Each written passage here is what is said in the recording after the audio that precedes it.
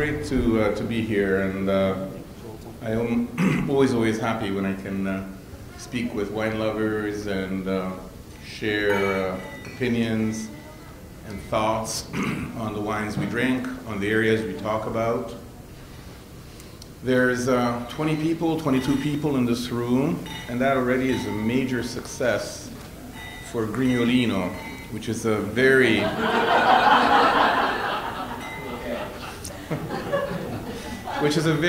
underrated wine.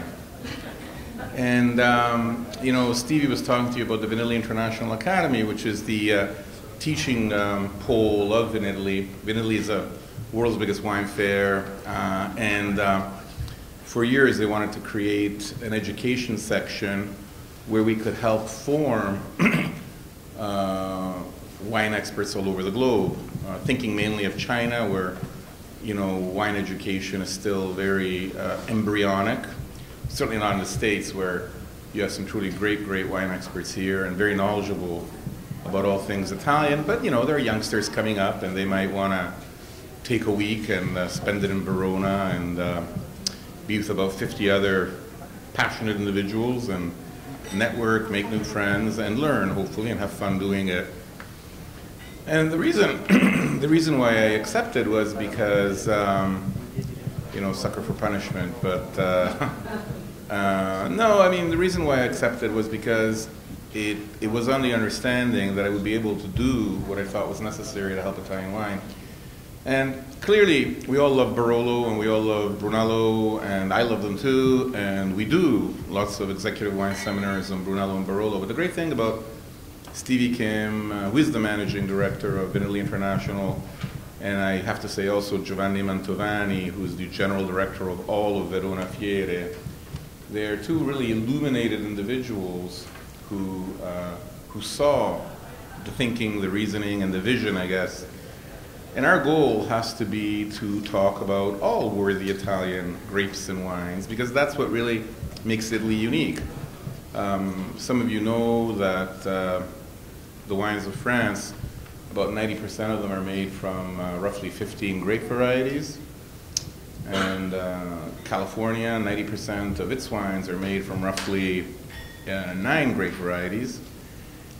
So Italy's plethora of cultivars, 548 at my estimation. The book only has 544 because in the meantime, 4 more have been approved and recognized. So Italy throws these 548 grapes at you, and most university professors estimate there's another at least 500 to 1,000. In Sardinia and Campania alone, everybody believes there's about another 100 to 200 grape varieties just waiting to be identified. For example, there's probably 4 different Monica varieties in Sardinia. We call them all Monica, but they're not. Cagnolari is almost always confused with Bovale. So there's a lot more definition there that is still required. So one of the great wealths of Italian wine is this myriad grape varieties that are really part and parcel of what Italian wine is all about. If to that you add the huge constellation of terroirs the country is blessed with, because there's not a patch of Italian soil that grapes don't find to their liking. They grow everywhere. And that means that we have endless situations, habitats, environments that will lead to good wine and wine production, hopefully. And Grignolino is but one of the grape varieties that calls Italy its home, and it's a unique grape. It's a lovely grape that makes a lovely wine that I think has suffered in the last 20 years because it really, it was tragically out of fashion for many reasons in that period. The last 20 years, actually I should say the 20 years before the last decade, because things are changing, shall we say the 90s, were characterized by a need for very big, dark, chocolatey wines, high pH, in other words, very soft and round. And that's what everybody wanted, beginning with many Australian reds that had also a lot of residual sugar in them. Wines that were from California, even France. Italy started making them too, that were very dark, very black. Magically in Italy, Sangiovese, 100% Sangiovese wines became black too. which is always interesting if you think about what the grape can give. On top of it all, Grignolino is a very difficult grape variety to grow. It really wants a lot of sunlight, and it really wants a southern exposure. And in places like the Langhe, which is the home of Barolo and Barbaresco, there isn't anybody in his right mind who's going to give that plot to Grignolino when he can plant Nebbiolo. Now, granted, in the Langhe, they're starting to plant Nebbiolo in driveways, so that's a whole other story that we won't get into there. But the poor Grignolino really got slammed. The fact that in the Barolo area, the only two Grignolinos that I can think of right now are made by Cavallotto, and the other ones that are made are, sorry? Which one? Which Mascarello? Yeah, but you know, they actually buy the grapes, and like Francesco Rinaldi also makes a Grignolino, and Castello di Neve, they actually buy the grapes and they bottle it as such. In fact, Francesco Rinaldi makes a Grignolino d'Asti, which is not even in the area of the Langhe, because that's where they buy the grapes, which is okay. That's better than nothing. The important thing is that the wine is out there.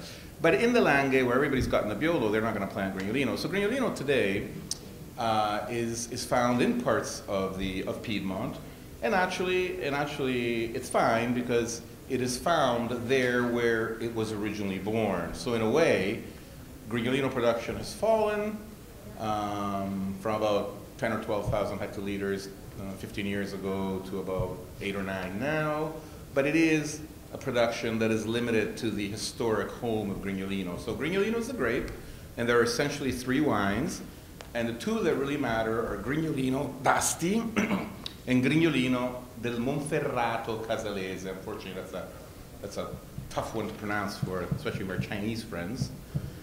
They trip all over themselves trying to say it, but that's Italy.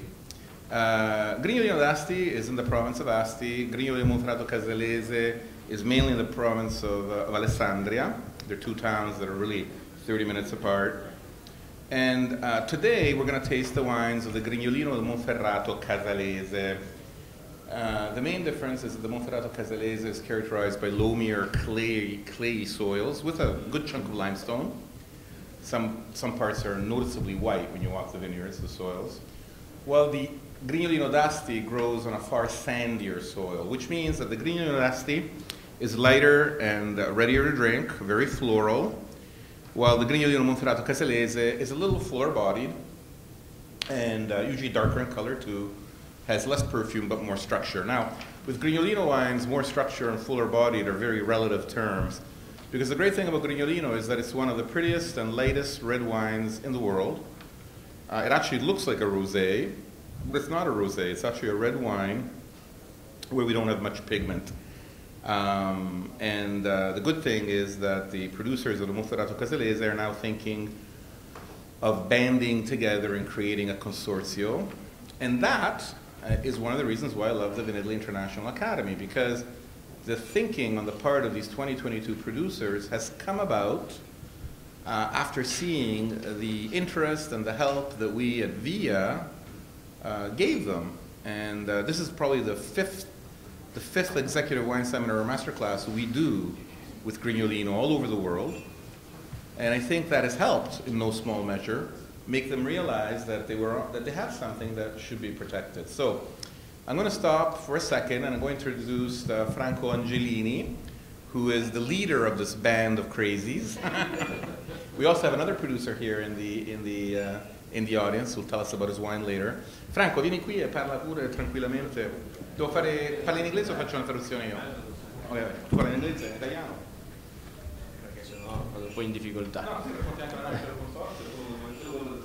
consorzio. Praticamente l'associazione è nata l'anno scorso, siamo 22 produttori, tutti del Grignolino del Monferrato Casalese, con la prospettiva poi di creare un consorzio sia per la promozione che per la tutela, perché la tutela è necessaria per mantenere proprio le caratteristiche del Grignolino, un Grignolino 100% Grignolino. Vieni pure qui. This association was born last year, 22 producers, and 22.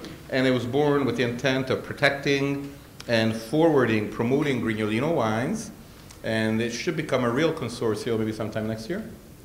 Il consorzio dovrebbe nascere entro fine di questo mese o il prossimo mese, proprio con la prospettiva di far conoscere, e ringrazio Jan D'Agata per le sue masterclass fatte continuamente in America e anche a Hong Kong, quindi in tutto il mondo, proprio perché il Grignolino per storia italiana veniva bevuto alla corte del re, quindi Savoia bevevano Barolo e Grignolino. That's an important thing. In fact, Grignolino has always been a very important wine in Italy.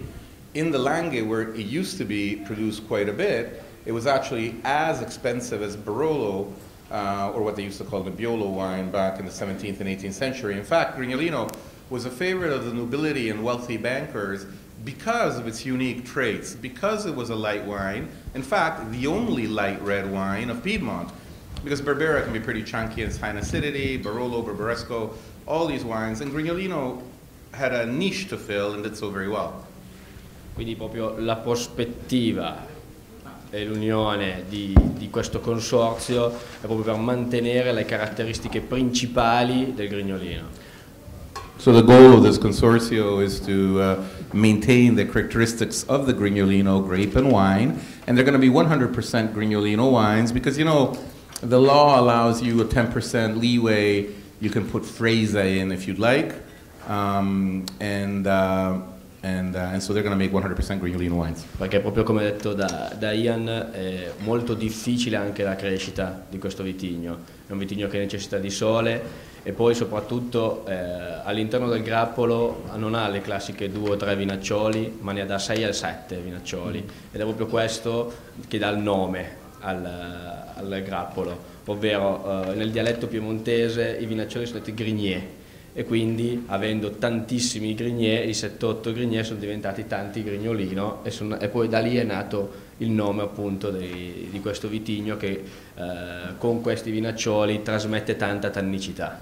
So Grignolino gets its name from the fact that the berries have a lot of pips. You know, most grape varieties have 2 pips. And Grignolino has many 6 or 7, certainly 4 all the time in most berries. And if you bite into a Grignolino berry, you nail the pip, and that causes you to grit your teeth, which in Piedmontese dialect is called grignare, which makes you grit your teeth, or the pips themselves are called grignole, and that's where the name comes from. L'ultima caratteristica proprio di questo vitigno è che ha le rese molto ma molto basse. Da disciplinare siamo su una 60ina di quintali. And also has a very low yielding grape variety, which is another fact that does not endear it to producers everywhere. E proprio per questo lo rende unico e soprattutto spettacolare, ed è proprio grazie al comune denominatore del Grignolino che la nostra zona del Monferrato Casalese, forse la meno conosciuta del Piemonte, ma che ha tanto da dare sia in ambito vitivinicolo che in ambito enogastronomico, forse finalmente riesce ad abbattere i propri limiti di campanilismo e a farsi conoscere a tutto il mondo. And the area of Monferrato Casalese is not one of the better known areas of Piedmont, but we hope that with Grignolino and our association we're going to carry its name in Italy and abroad. E ringrazio ancora Ian per tutto quello che sta facendo. And he thanks me and you all for being here today.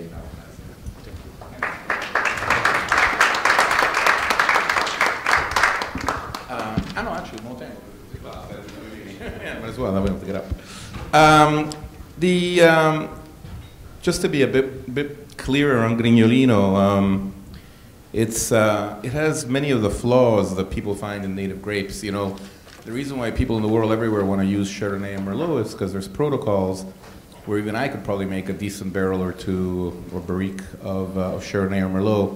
Well, with Grignolino, it hasn't been studied as much, and what has been done is contradictory. So it's a hard grape to grow, to vinify. It is a grape variety that doesn't take well to most rootstocks. It has non-uniform maturation of its berries. In other words, if you look at a cluster of Grignolino, you will find red berries and green berries and white berries. And that's always a nightmare for a producer, because the only way you can get rid of that, and you have to get rid of that or your wine's going to be green, is you have to manually sort these bunches out, and you have to get rid of the single non-ripe berries. This is what they call asynchronous maturation. It's very typical of some grape varieties. Timorasso is another one. And they're just grape varieties that require a lot of work and are therefore more costly to make wine from. Plus, as we've heard from Franco, the thing doesn't produce much wine to begin with. And that's actually probably intuitive, right? If we know that the berries are full of pips, that leaves less room for juice. And so that's not surprising. But it is a lovely, lovely, lovely, lovely grape variety. It's got a nice cylindrical bunch, very pink-hued berries. It's easy to recognize. And it's just a joy to see these grapes in vineyards in Piedmont. So hopefully you're going to like the wines too. Remember that the sine qua non of Grignolino is high acidity, high tannins, and low color. And right away you know that it's going to be difficult to work with, because if you want to increase color, you can try leaving the skins longer in contact with the must. But if you do that, you leach out more tannin, and the wines become inherently bitter. So it's very, very hard. One of Italy's most famous winemakers, Donato Lanati, actually devoted his thesis to Grignolino, and he's tried just about every possible winemaking permutation, and even he says that it's a difficult grape. But the good news is that these producers, I think, have managed to corral Grignolino and have come up with some very interesting wines, and we'll see what you think. The first wine is by Marco Canato. It is called Celio. It's a 2014. Do you guys have a tasting sheet? Yeah. Davide, mi dai una foglio di degustazione, perché a volte cambiano le annate dal mio al loro. Grazie. I'm just going to get a tasting sheet, because sometimes what happens is they have different vintages on mine and yours, so I'm just going to make sure that I don't want you guys thinking that early in the morning I've been drinking. There we go. So 2014 Celio. And this is a little estate that was founded already back in the 1950s. They have always believed in Grignolino. They're a real solid Grignolino producer. At first, they used to sell their wines in bulk. They also make Barbera and Chardonnay. Since 1973, they started bottling. And it's always a good source of Grignolino, I think. A good Grignolino, just so we know, will remind you of rose hips, will remind you of sour red cherries and red berries. Has a very delicate note of geranium, and usually white or black pepper, usually more white than red. You know, a lot of these red grape varieties exude floral aromas. Nebbiolo is very much linked to the red rose. Sangiovese is linked to violet. Grignolino is linked to geranium, so you might pick that up in some of these wines. But basically, there's going to be very delicate aromas. Again, rose hips, sour red cherries.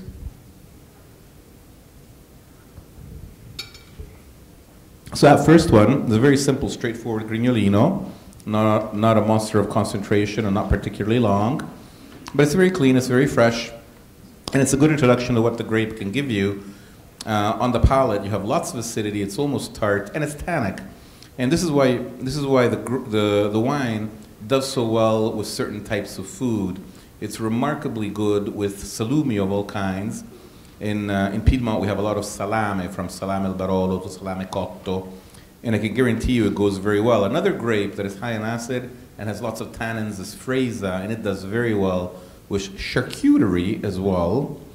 And then, in Grignolino's match made in heaven, is vitello tonnato. Vitello tonnato is a thin strip of veal with a tuna sauce, lemon and caper tuna sauce.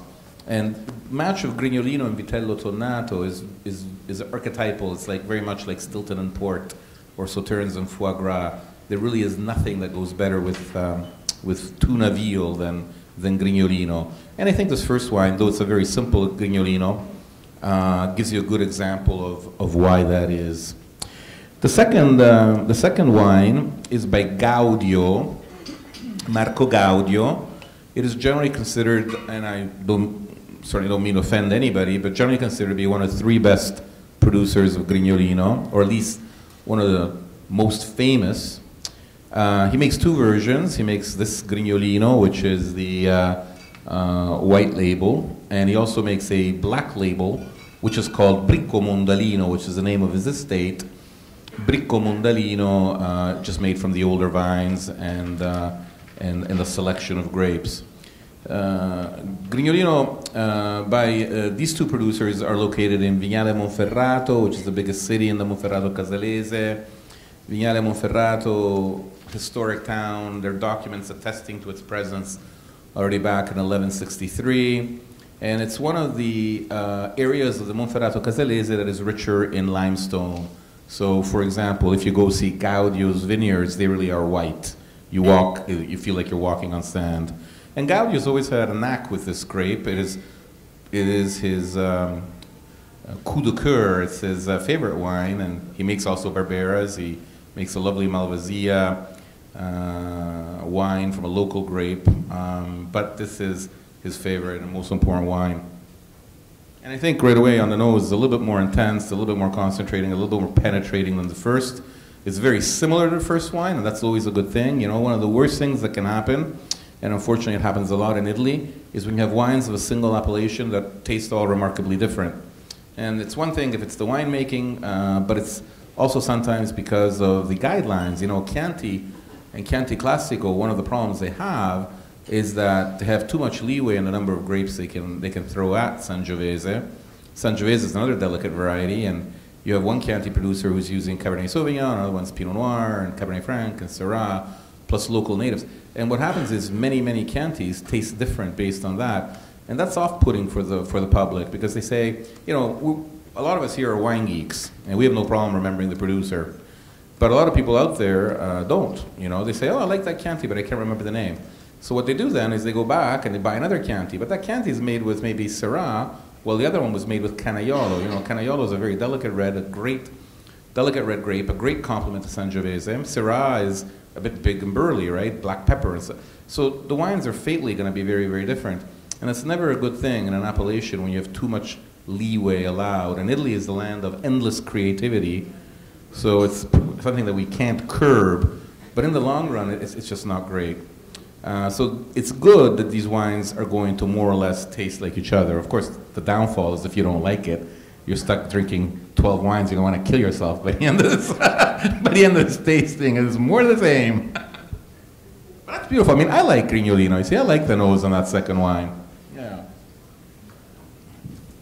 And it's got nicer balance. It's a little bit more depth, a bit more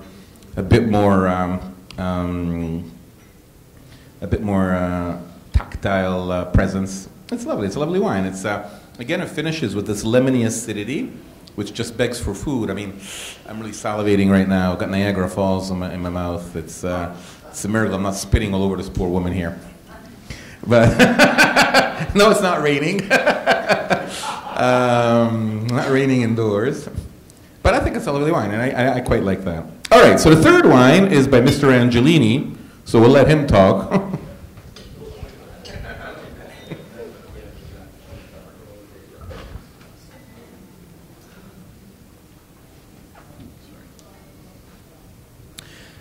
Most of these grapes grow, by the way, between 150 and 400 meters above sea level. Monferrato Casalese is not a particularly high area. It's all very hilly. Rarely you have vineyards above 350 meters. And again, Grignolino wants a southern exposure. So the Angelini wine is usually a paragon of balance and of typicity. So we'd again expect tart acidity and nice floral lift. I get the geranium there a bit more, the geranium petal, and it's very nice. Enters a little sweet and then starts, turns a little bit lemony and fresher. E tutti questi vini sono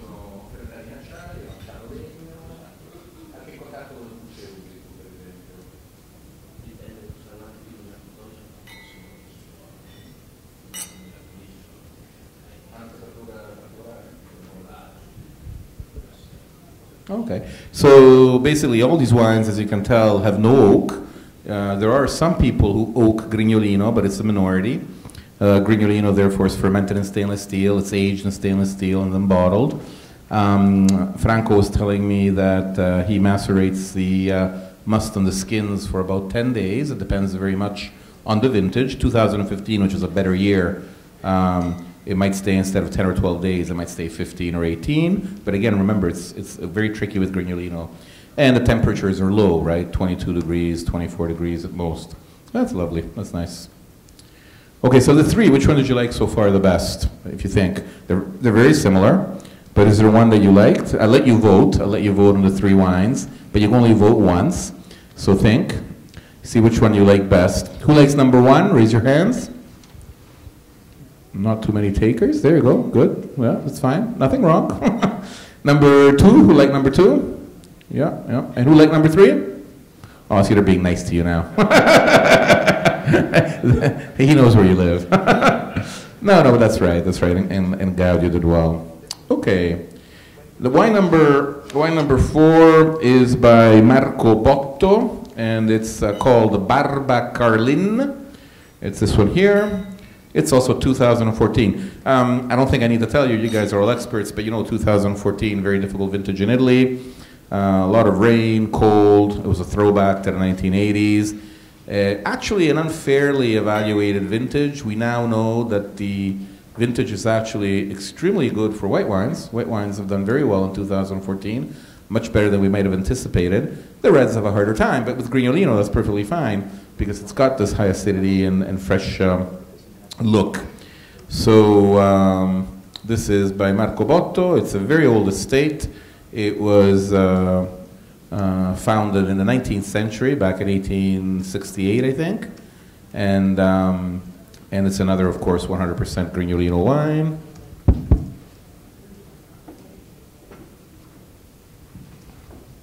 So these 4 wines are all very similar.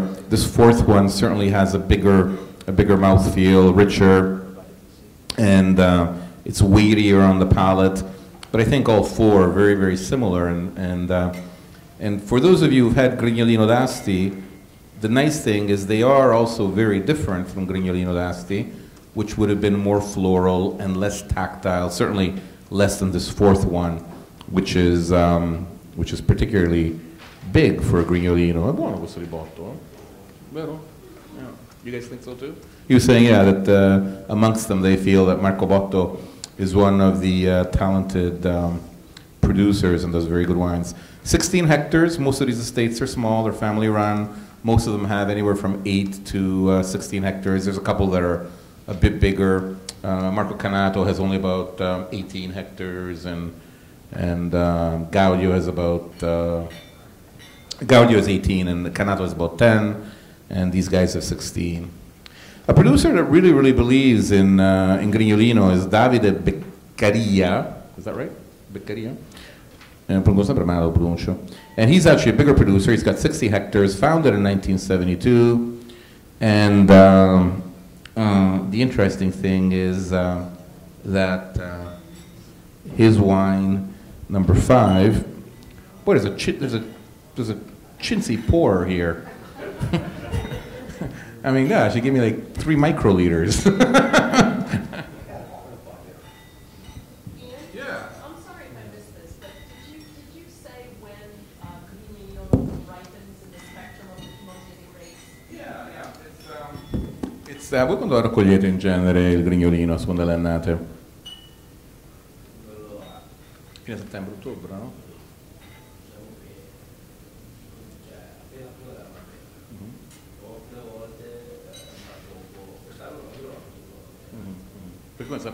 Sempre fine settembre, inizio ottobre. Usually by the end of September, beginning of October, before Nebbiolo.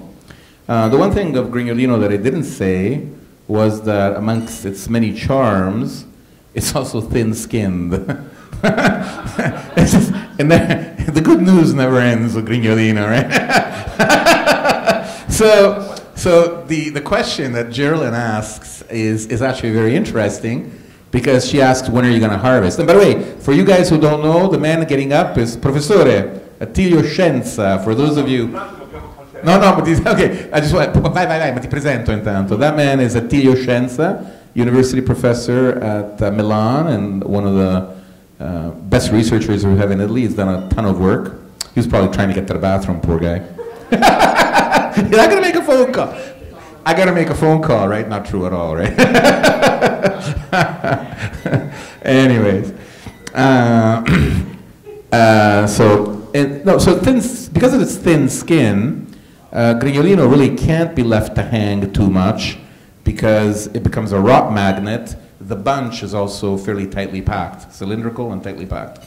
So it really has to be picked by the end of September, beginning of October, and otherwise you're looking for trouble. All right, I like this one. I like this one. I was maybe because I only got like 3 microliters, but. Yeah, thank you. No, but I think it's a nice finishing sweetness, you know. There's a lovely candied note on the finish. It gives it an extra dimension. È molto buono questo, sai, questo di...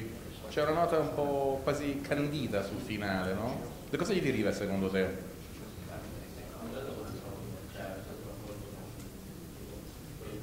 Franco was saying that he feels number 5 was probably picked about as ripe as you can risk it. And that gives it this candied, sweet nature. Yeah, there's a question. Yeah, I have a question as well. I drink Grignolino, I buy it very often. Good for you. Yeah. He wants to meet you. When I serve it, I usually chill it. Good for you. Am I doing the wrong thing? Am I serving it correctly? No, lui beve tanto Grignolino, lui lo beve fresco. Yeah, no, I don't think there's anything wrong. You know, of course, the worry with tannic wines is that if you chill it too much, it might become bitter. But you know, I chill it all the time too. And when we did something in Barolo last year, we did a tasting at this festival called Collisioni. It was such a hot day that we chilled it, and it was fine. It's perfect. I think it's a lovely, lovely red wine to chill. Yeah. Yeah, and oh yeah, that's true. They had a stand where they were pouring Grignolino, and they decided to chill it because it was 3 very hot days in July, and supposedly people really enjoyed it. Then wine number 6 is by Tenuta La Tenaglia. Tenuta La Tenaglia, owned by the Rava family, and Fava, not Frava. That's good. Thank you, Fava. And I've been drinking their Grignolinos for a long time, and they've always been a very good source of Grignolinos, so I'm curious to see this one. This is the 2014.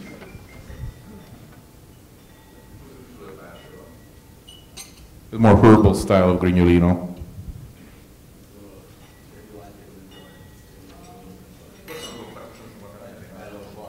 And this is the probably a state that has the highest, the vineyards at the highest altitude in the Grignolino production area. The vineyards here are about 450 meters. The highest point in the Monferrato Casalese area is probably the Monte Crea, which is sitting at about 450, so you can't go much higher than that. But because it is cooler, it's a cooler microclimate and a higher altitude, you get this herbal edge to Grignolino, which, you know, if it becomes green, that's unpleasant, but I think it's lovely here. This is nice. It's just like begging for some food. And let's see, 30 hectares, of which 19 are under vine, and that's nice, nice.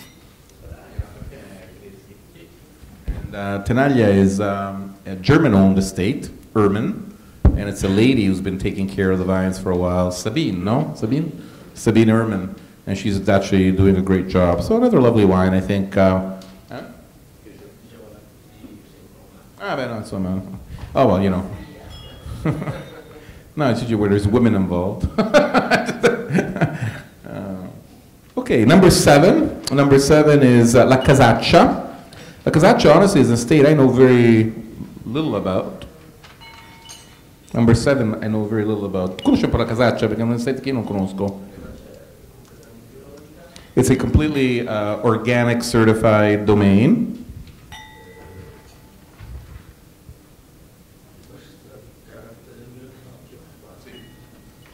Te lo dico subito. Questo qui è del 2013.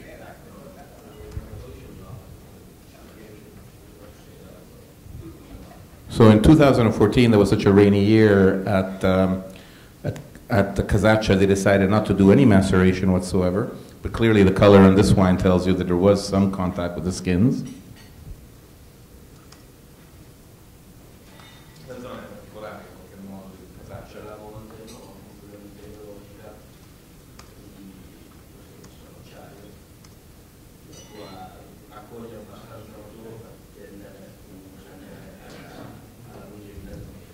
And so Franco was telling me that La Casaccia, they tried to make very long-lived Grignolinos. And by the way, Grignolino ages better than you'd think because of its acidity, because of its tannic structure.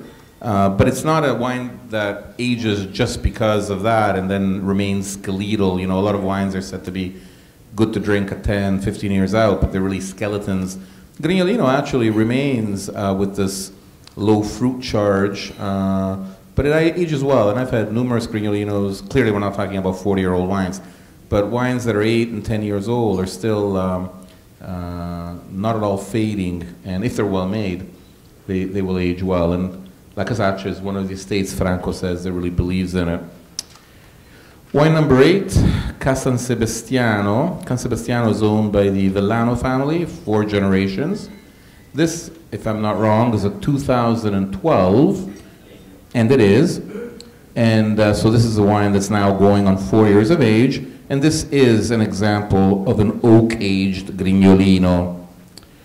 And they've been involved, the Vellano family has been involved with grape growing and grape selling since 1867. And at first they used to sell grapes and then they started bottling wines. Questo è bello scuro, The wine is aged in oak, spends anywhere from 12 to 24 months in oak, depending on the vintage. And you can tell that the barrel here has helped fix some of those tannins. It's a much darker wine. You have the sweet oak influence on the nose. But I think that with Grignolino, it actually adds another dimension. And Accurnero makes an oak-aged Grignolino as well from 80-year-old vines, which he calls Vecchie Vigne, and the aroma profile is very similar to this wine.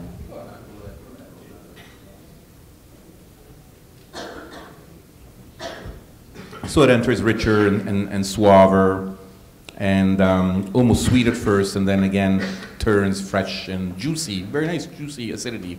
Yeah? To me, adding oak just takes the character away from the Yeah, yeah. difficult to recognize this as really, this wine. Yeah, and that's a very good point. You know, there is a bit of a diatribe in Grignolino circles. You know, but if you know Italy, there's diatribes everywhere, right? I mean, it would be abnormal if there weren't. And there are some people who feel that aging Grignolino in oak detracts from what Grignolino is all about.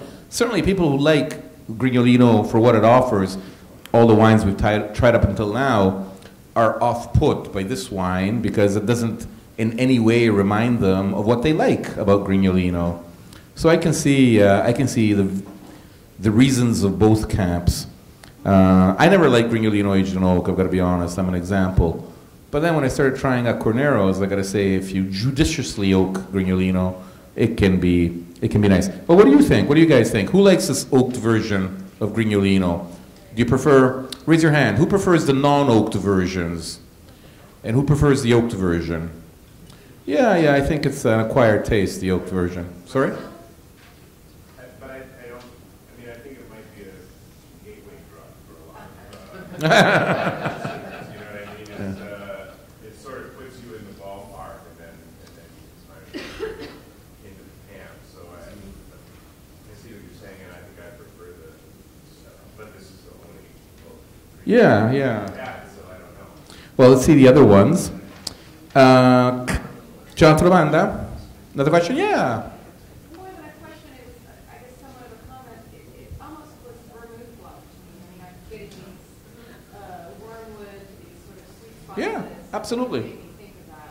Absolutely. So maybe even on a different occasion, maybe, I don't know, it just made me think more holiday, more vermouth, more Yeah. sweet spices. Different. Um, Maybe create a different category for it. Grignolino actually has the potential to give off aromas and flavors of quinine and of aromatic herbs. So, and that's very true. Now, there are other grapes in Piedmont that can do more of that, but Grignolino will have a note of quinine often that will remind you of vermouth, and that's very good.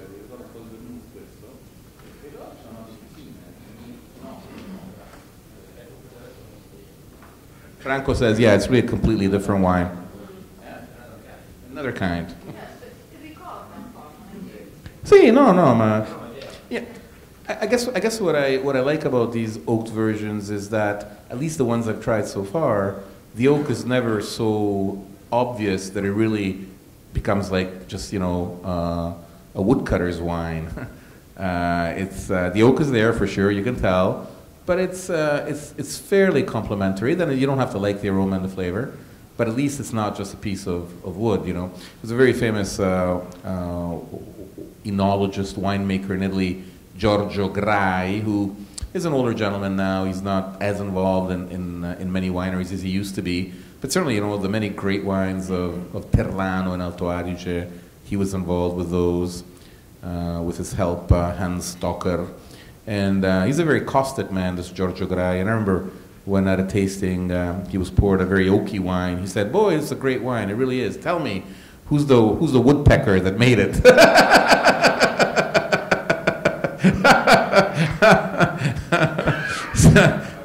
For all of us, by the way, who make a living talking about wine in public, you gotta always find out if Giorgio Grai is in the audience, because you gotta be very careful what you say.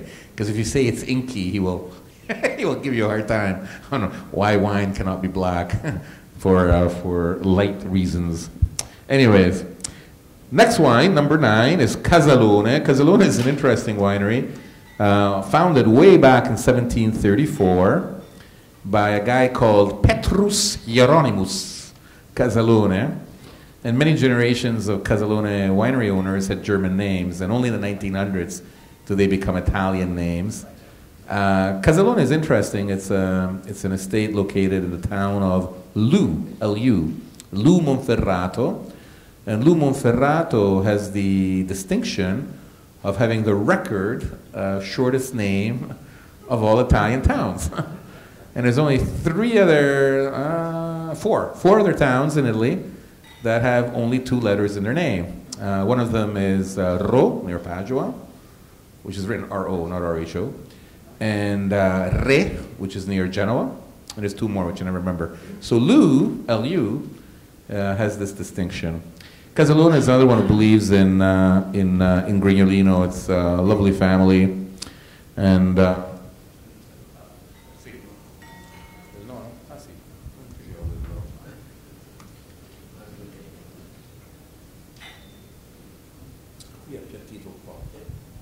so this is an example, it's a second example of an oaked Grignolino, and I think here the oak is excessive. Here on the nose, the aromas are flattened by the presence of the oak. You get the oak, and you don't get much more. And on the palate, it's also a little bit simpler and less well defined. It's a decent red wine, but I think here you really lose the characteristics of Grignolino, and I'm not sure the oak has really helped it. It also has to do with the vintage. You know, this is a 2011, which was a hot vintage, and it probably didn't help Grignolino's aromatics. By the way, you know, for you guys are Americans, so you might like to know that one of the towns in the Monferrato Casalese area called Ottilio has another characteristic. So Lu, we said, has the record of the shortest name for any town in Italy, and Ottilio has another claim to fame. Remember Ernest Borgnine, the actor? Poor man, passed away. Great guy, right? Great character actor. Well, in 2005 or 2006, Ernie became an honorary citizen of the city of Ottilio, and the reason for that is because his father was born there. His father was Camillo Borgnine, and he's an Italian. So there you go. See, another claim to fame for our lovely Grignolino. Number 10, we have Vicara. We have the producer with us. Vicara is actually an acronym, and I'll let the producer tell you. And this wine's called Lucelletta. It's 2011 as well. Vieni, vieni, carissimo. Vieni, vieni. Vicara è un acronimo, no? Sì, Vicara è un acronimo dei tre soci che sono sottoscritto, che è Visconti, poi c'è Cassinis e Ravizza. So it's an acronym. Yeah. So it's an acronym of the three owners, right? Cassinis, Visconti first, Visconti, Cassinis, VI, Cassinis, CA, and Ravizza, RA, Vicara. Uso questo. Abbiamo iniziato questo progetto nel 1992, con l'idea di creare qualcosa di diverso nel territorio del Monferrato, che era in quel periodo ancora abbastanza indietro, diciamo, sia dal punto di vista commerciale che dal punto di vista proprio tecnico.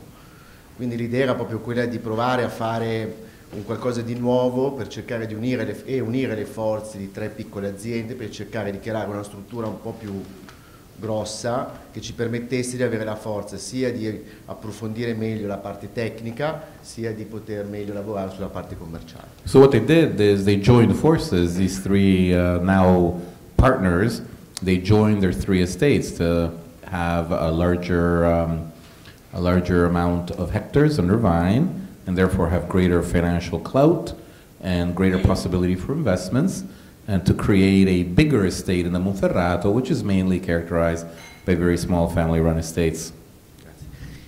Parlando invece del vino, Lucelletta è il nome di una collina che ha una posizione perfetta rispetto ai 40 ettari che abbiamo, e il nome del bricco si chiama proprio Lucelletta. Lucelletta is the name of the wine. I guess Little Bird, it's the name of the hill where the vineyards are for Grignolino. E lì il terreno, Ian, è bianco come dici tu. And it's a very white soil, quindi molto calcare. Esatto, è sabbia. Little calcareous sandy site, but lots of limestone explaining the white color. E abbiamo cominciato a sviluppare il progetto dell'Uccelletta, quindi con affinamento in botte, nel 1986.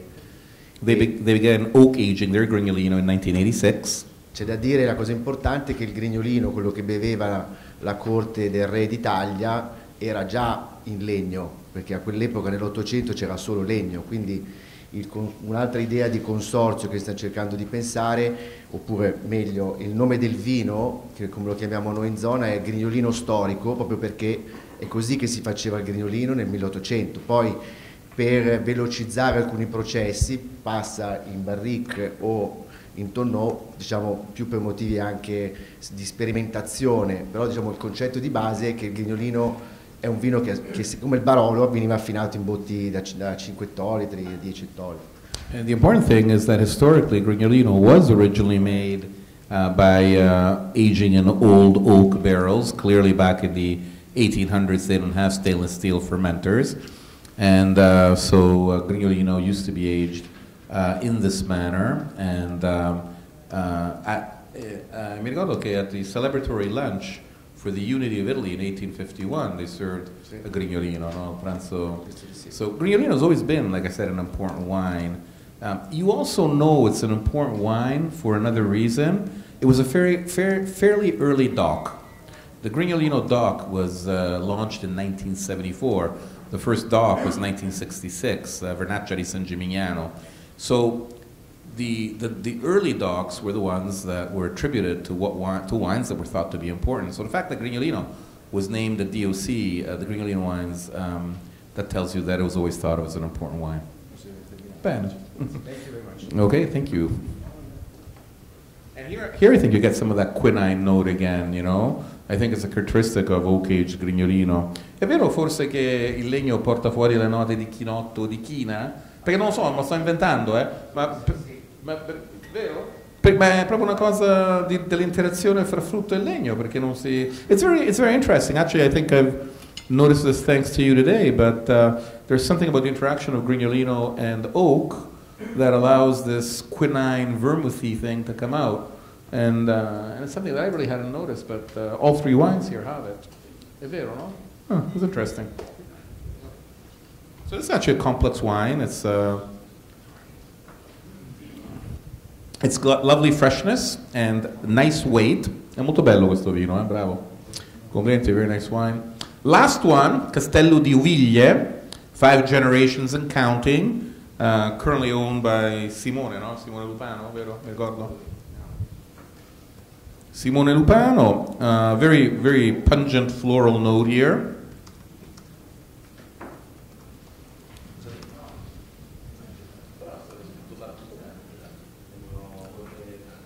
This is a very big oak barrels for Castello di Uviglie, so the oak is not as obvious, and it has a more austere finish, and some wood tannins show, but it's less obtrusive. You have less of the quinine note.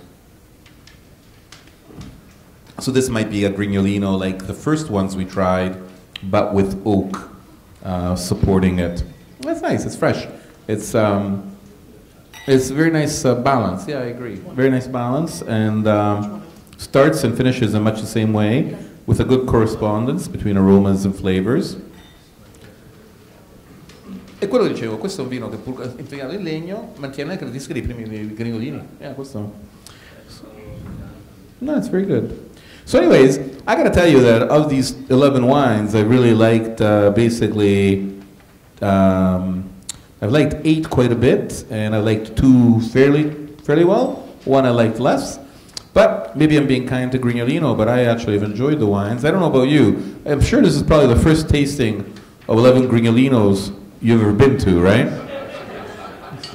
And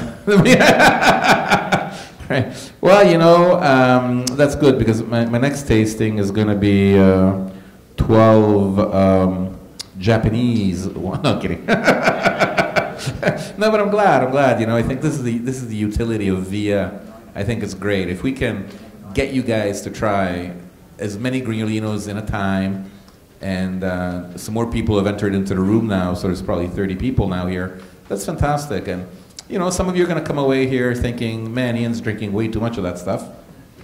But some of you are going to think, hey, you know, Grignolino's not so bad. I should try it, and maybe I should try it, and I should chill it, and maybe. And that's what counts, right? I mean, Grignolino is never going to be a blockbuster wine. It's never going to have great sales. But it's good that it doesn't disappear. It's good that we maintain our biodiversity, and it's never going to disappear because it's part of the lore and history and tradition of a specific area of Italy. But it would be nice that these producers are able to sell it with greater ease, because I think Grignolino deserves more. Think of 2 wines you liked in particular. I'm going to ask you to vote. This helps me, but it helps the producers too. I'm going to let you vote for 3 wines, okay? Adjudicated. So 3 wines, you got 3 wines to vote for, and let's see what you think, because it helps me, and it helps the producers.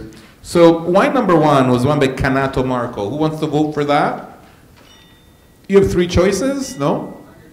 There you go. Hey, there's one. Thank you. Do I hear 2? Do I hear 2? Do I hear? Hey, I got a second one. Good, great. Hey, anybody for 3? 3? No? 3? No, I'm kidding. All right. So what about wine number 2? Raise your hands for wine number 2. 1, 2, 3, 4, 5, 6, 7, 8, 9, 10, 11, 12, 13. Well, Gaudio must have a lot of cousins in this room. Just kidding. Number 3, Vini Angelini. 1, 2, 3, 4, 5, 6, 7, 8. Okay. And what about Marco Botto, wine number 4? 1, 2, 3, Botto. And number 5, Davide Beccaria. 1, 2, 3, 4, 5, 6, 7. Yep, I think 8, 9. I like that one too. What about number 6, Tenuta da Tenaglia? Whoa, that's a 1, 2, 3, 4. Hey, you guys aren't voting too many times. There's a bunch of cheats here. Oh, 1 to 5. Sure, okay. Thank you. And then we have 1, 2, 3, 4, 5, 6. We have wine number 7, La Casaccia. 1, 2, 3. Okay. But you see, this is already very interesting because all these wines actually have people voting for them. And that's a great thing, because you know, when a wine's not well known, you would think, well, nobody's going to like it, nobody's going to care, and instead here everybody is doing well. Number 8, Ca San Sebastiano. 1, 2, 3, 4, yeah. And number 9, Casalone. 1, 2, well, okay, thank you. Number 10, Vicara. Okay. And last but not least, Castello di Viglie. 1, 2, 3, 4, 5, 6, 7, 8, 9. Okay, cool. So, we have 1, 2. All right. So, third place, the bronze medal. The bronze medal goes to, I don't have a drum or a trumpet, so I gotta do that. Number 11, Castello di Viglie. Last one is got the bronze medal. Silver medal, second spot, goes to Davide Beccaria, number 5, with 10 votes. Well, number 11 had 9. And the gold medal, the winner, the Grand Puba, the Big Kahuna, the Chief Water Buffalo. I'll tell you tomorrow. You gotta guess. No, it's Gaudio, number 2, and that's fair enough, and that's almost to be expected. All right, well, very nice to meet you, folks. I really want to thank you for being part of this first ever 11 Grignolino or bust tasting. I really commend you for being astronauts on a new planet, and actually gastronauts. And it's very nice to have met you all, and I hope you like Grignolino. Nothing makes me happier when we can, and this is not just Italy, okay? I'm all for Mencia and for Torrontés and many other great varieties. So thank you very much. I hope you enjoyed it, and hope we see you next at some other wine tasting. Ciao belli.